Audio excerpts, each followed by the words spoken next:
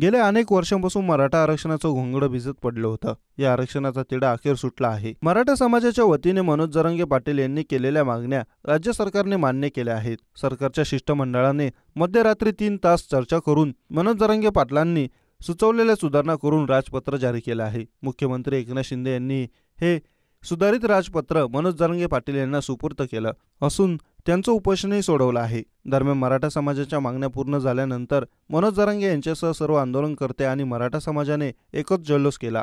गुलाल भांडाऱ्याची उधळणी केली. विजयी गुलाल उधळल्यानंतर मनोज जरांगे पाटील यांनी मुख्यमंत्री एकनाथ शिंदे यांच्यासमोर सर्व आंदोलकांना आणि मराठा समाजाला संबोधित केलं.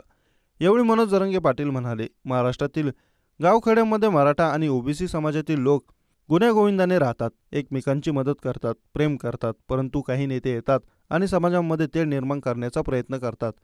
माझं त्यांना एकच सांगणं आहे की त्यांनी समाजामध्ये भांडणं लावू नये.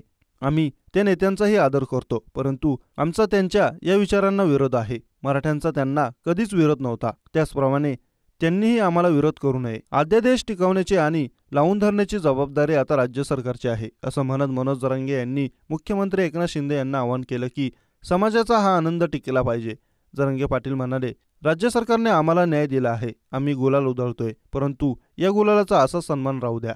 हा गुलाल त्या अध्यादेशाचा आहे. आम्ही इथून आरक्षण घेऊन जातोय. हा विजय महाराष्ट्रातील सर्व मराठ्यांचा आहे.